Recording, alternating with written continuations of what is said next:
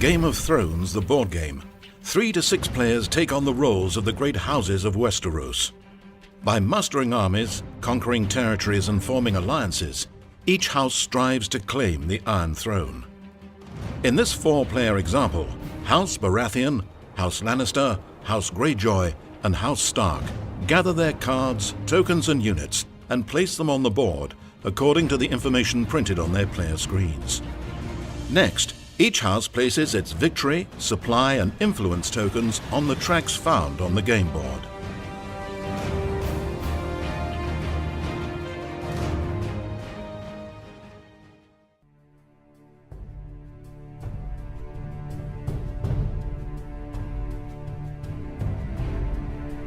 Gameplay begins with the planning phase. During this step, each player must place 1 order token face down on each area containing one of his units. Units consist of footmen, knights, ships, and siege engines. There are 5 different types of order tokens that a player can use: March, Defense, Support, Raid, and Consolidate Power. Some orders have modifiers that affect the combat strength of units on the battlefield, while other, more powerful orders are marked with a star icon. These special orders are stronger variants of each order type. The number of special orders a player may place during the planning phase is determined by his position on the King's Court influence track. March orders represent the movement of troops and ships across the lands and seas of Westeros. Only by assigning march orders to units on the game board can players take control of new areas and engage opponents in combat. Defense orders represent the preparation of strong defensive positions. They grant a combat strength bonus to the defender of the assigned area. Support orders represent martial assistance to combat in an adjacent area. A player may not only grant support to his own adjacent units, but to adjacent units controlled by other players. This makes the support order the fulcrum of intrigue and negotiation in a Game of Thrones, the board game. Consolidate Power orders represent the garnering of local favor, the collection of income tax, and the harvesting of resources from areas under a player's control. Raid orders represent aggressive incursions and pillaging of enemy lands. They are used to remove adjacent enemy support, consolidate power, and raid orders. After all orders have been placed, they are simultaneously revealed for the action phase.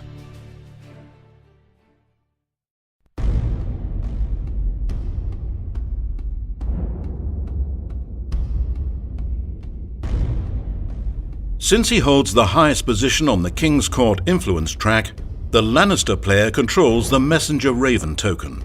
He may use the Messenger Raven's power to either exchange one of his assigned orders with one of his remaining orders, or to look at the top card of the Wildling deck. Seeing that House Greyjoy has placed a support order in Ironman's Bay, House Lannister decides to use the power of the Messenger Raven to exchange his defense order in the Golden Sound with an unused raid order. After the special power of the Messenger Raven has been used, gameplay proceeds to order resolution. Raid orders are resolved first, 1 order at a time, following the sequential house positions on the Iron Throne influence track. Lannister, the only house to issue a raid order this round, resolves its raid at the Golden Sound. In doing so, it may choose to remove any adjacent enemy support, consolidate power, or raid orders. Lannister removes Greyjoy's support order located at Ironman's Bay. Next, march orders are resolved, 1 order at a time, following the sequential house positions on the Iron Throne influence track. House Baratheon, in the first position on the Iron Throne track, is first to resolve a march order. Baratheon has 2 march orders, 1 at Shipbreaker Bay and 1 at Dragonstone. The Baratheon player chooses to resolve the march order at Shipbreaker Bay and moves one of his ship units from Shipbreaker Bay to Blackwater Bay. House Lannister is next. Lannister has 2 march orders, 1 at Stony Sept and 1 at Lannisport. The Lannister player chooses to resolve his order at Stony Sept, using it to move a footman unit to Harrenhal. Lannister's decision to move his footman unit out of Stony Sept would leave it unoccupied. However, each house begins with a supply of power tokens. Power tokens are used for bidding and to establish control of game board areas. Before leaving Stony Sept, Lannister elects to establish control by placing a power token here. In this way, Lannister retains control of Stony Sept even after the last Lannister unit leaves. As the Lannister footman unit has taken control of Harrenhal and its castle, the Lannister player moves his house token one step up on the victory track to indicate he now controls a total of 2 strongholds and castles. Stark is next on the Iron Throne influence track and resolves his march order at Winterfell to move its knight unit to Moat Cailin. Taking control of Moat Cailin's castle, House Stark immediately advances 1 space on the victory track. Greyjoy resolves its march order in Pike's Harbour by moving a ship out of the harbour and into Iron Man's Bay. Every player has now had the opportunity to resolve a single march order. However, play continues in this fashion until all march orders have been resolved. House Baratheon resolves its remaining march order at Dragonstone by moving a knight to the Kingswood. This is possible because a Baratheon ship unit occupies the adjoining Shipbreaker Bay sea area, forming a bridge between the Dragonstone and the Kingswood land areas by ship transport. House Lannister resolves its second march order and moves a knight from Lannisport to Riverrun. Gaining the stronghold at Riverrun, House Lannister immediately advances to the 3rd space on the victory track. House Stark's final march order moves his ship in the Shivering Sea to the Narrow Sea. Greyjoy marches a footman unit from Greywater Watch to Moat Cailin, leaving a power token on Greywater Watch to establish control there. However, Moat Cailin contains one of House Stark's knight units, resulting in combat between House Greyjoy and House Stark.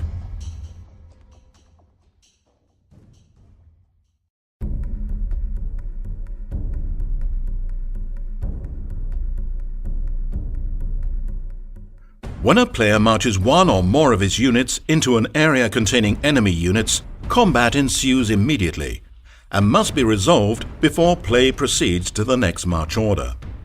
In this example, House Greyjoy has marched a footman unit from Greywater Watch to Moat Cailin, containing a Stark Knight unit. The battle begins by the 2 opponents calling for support from adjacent areas. Only House Stark has an adjacent support order in White Harbour. Areas with support orders may support any number of adjacent combats during a game round, and may even support the forces of other players engaged in an adjacent combat.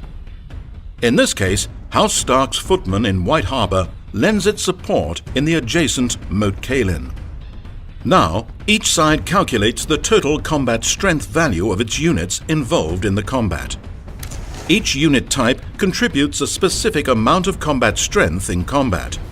Footman and ship units contribute 1 combat strength, while a knight unit contributes 2 combat strength. Siege engine units contribute 4 combat strength when attacking an area containing a castle or stronghold. But siege engines have no combat strength when defending or when attacking an area without a castle or stronghold. In this example, Greyjoy's footman unit with a combat strength value of 1 challenges Stark's knight unit with a combat strength value of 2, supported by a Stark footman in White Harbour with a combat strength value of 1. Greyjoy, as the attacker, also includes the combat strength value on his march order, in this case 0. A defense order in the embattled area would add its combat strength to the defending units. In this case, however, there is no defense order in Moat Cailin. Both houses now choose and reveal 1 house card. House cards represent characters lending their abilities and strength to combat. Stark reveals Eddard Stark, who has a combat strength value of 4 and 2 sword icons, which, if Eddard is victorious, will destroy 2 of Greyjoy's units in the combat. Greyjoy reveals Balin Greyjoy, who has a combat strength value of 2 and an ability that reads, "The printed combat strength of your opponent's house card is reduced to 0. Text abilities are immediately resolved. Holding the highest position on the fiefdom influence track, Greyjoy controls the Valyrian Steel Blade. This token may add 1 combat strength to a combat once per game round. Greyjoy decides to use the Valyrian Steel Blade. The final combat strength for House Greyjoy is 4. 1 for the Footman, 2 for Balin Greyjoy, and 1 for the Valyrian Steel Blade. The final combat strength of House Stark is 3, 2 for the Defending Knight, and 1 for the supporting Footman in White Harbour. As Eddard Stark's combat strength was reduced to 0 by Balin Greyjoy's text ability, he contributes no strength to the combat. Greyjoy wins the battle 4-3, and Stark's knight must retreat to an adjacent, empty or friendly area. After retreating, the unit is laid on its side. It becomes routed and can no longer provide combat strength this turn. Stark loses the castle at Moat Cailin and moves down 1 space on the victory track. Greyjoy, gaining the castle, moves 1 space up. The next orders to be resolved are Consolidate Power Orders. Baratheon, first on the Iron Throne track, resolves his Consolidate Power Order in the Kingswood, gaining 1 power token for the order and 1 additional power token because the Kingswood area contains a power symbol. House Greyjoy has the only other Consolidate Power Order at Pike and gains 2 power, 1 for the order and 1 for the icon printed on Pike. After all Consolidate Power Order tokens have been resolved, Defense and Support Order tokens are removed from the board, and routed units are restored. The next game round now begins, and the round marker is advanced forward 1 space.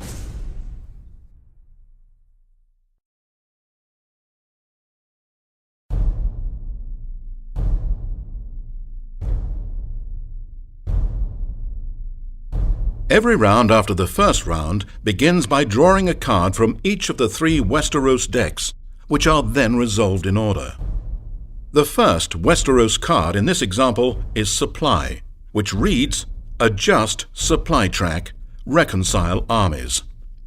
When resolving the Supply Westeros card, each house in turn order counts the number of supply icons printed on areas it controls, and then moves its supply token on the supply track to reflect that level of supply.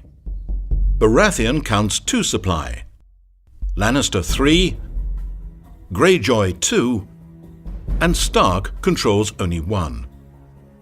A player's position on the supply track determines the number and the size of the armies he may field on the game board. An area containing a single unit does not constitute an army, but any group of 2 or more units in the same area does. If a player loses supply icons throughout the game, a future Supply Westeros card may eliminate units from his armies as they are brought into compliance with his lower supply level. The second Westeros card drawn is Clash of Kings, which reads, "Bid on the 3 influence tracks." The Clash of Kings Westeros card simulates the intrigue and plotting taking place behind the curtain of war, affecting it in many subtle and some not so subtle ways. To resolve the Clash of King Westeros card, all influence tokens are first removed from the 3 influence tracks. The players will bid for positions on the tracks, starting with the Iron Throne track. Each player bids a secret number of his available power tokens, concealing the selected number in a closed fist. After all players have chosen, bids are revealed simultaneously. In this example, Baratheon bids 3, Lannister bids 0, Stark bids 3, and Greyjoy bids 2 power tokens. The house with the highest bid takes the first position on the Iron Throne track. Ties are broken by the house that currently holds the Iron Throne dominance token, in this case, House Baratheon. House Baratheon chooses himself for the first position and Stark for the second position. House Greyjoy, having bid 3rd most, is placed in the 3rd highest position, leaving House Lannister in the 4th position. After all positions have been determined on the Iron Throne influence track, the Iron Throne dominance token is awarded to the house on the track's 1st position. In this case, House Baratheon retains control of the Iron Throne dominance token. Next, bidding on the fiefdom influence track commences. Greyjoy wins 1st position with a bid of 3. Lannister wins 2nd position with 2. Stark takes 3rd position with a bid of 1, and Baratheon last with a bid of 0. After all final positions have been determined on the fiefdom influence track, the Valyrian Steel Blade dominance token is awarded to the house on the track's 1st position. In this case, House Greyjoy retains control of the Valyrian Steel Blade dominance token. Finally, the bid for the King's Court influence track is resolved. This reveals a Baratheon bid of 3, a Lannister bid of 2, a Stark bid of 1, and a Greyjoy bid of 1. Baratheon moves to the 1st position on the King's Court track and Lannister the 2nd. Then House Baratheon, controlling the Iron Throne token, breaks the tie between Greyjoy's and Stark's bids by placing Stark in the 3rd position and Greyjoy in the 4th position. After all positions have been determined on the King's Court track, the Messenger Raven dominance token is awarded to the house on the track's 1st position. In this case, House Baratheon takes it from House Lannister. With the Clash of Kings card resolved, play continues to the 3rd and final Westeros card, entitled Wildlings Attack, which reads, The Wildlings Attack Westeros.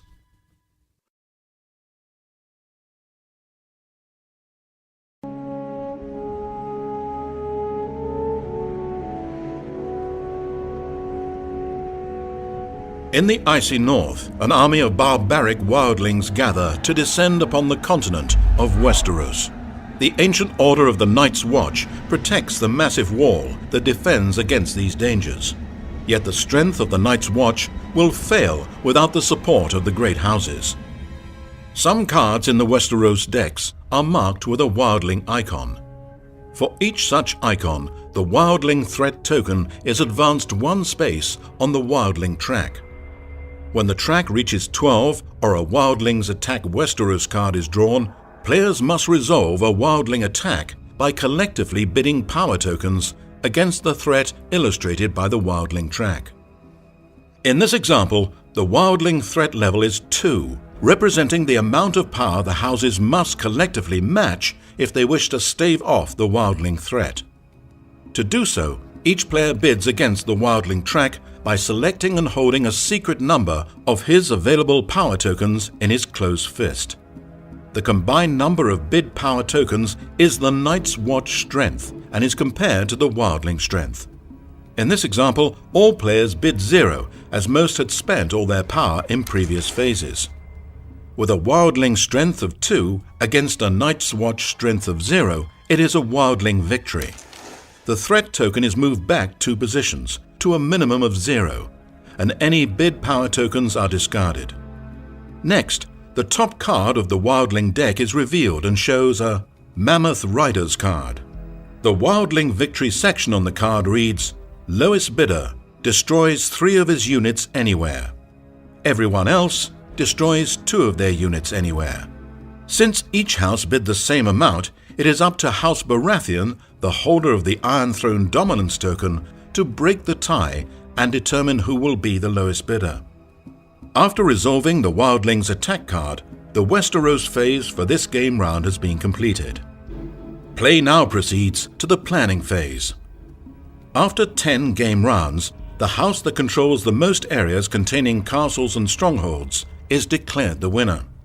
If, however, at any time during the game a player controls 7 such areas, that player immediately wins the game.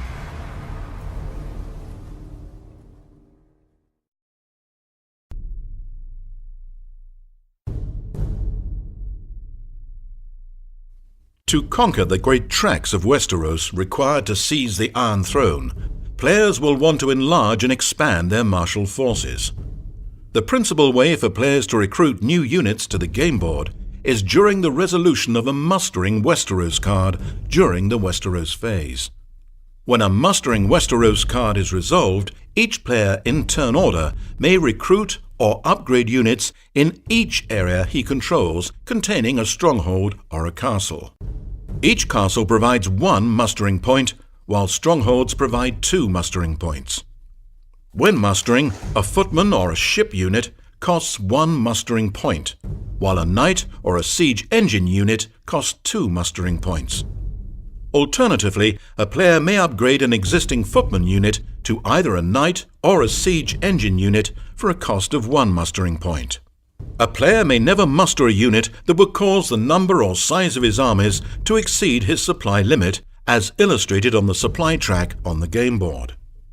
In this example, it is House Lannister's turn to muster units during the resolution of a mustering Westeros card. Lannisport contains a stronghold which provides 2 mustering points. The Lannister player begins by upgrading the footman unit here to a knight unit at the cost of 1 mustering point. He then uses Lannisport's remaining mustering point to place a new ship unit in the Golden Sound. Ship units cannot be mustered on a land area, but must instead be placed in a friendly or empty adjacent sea area or port.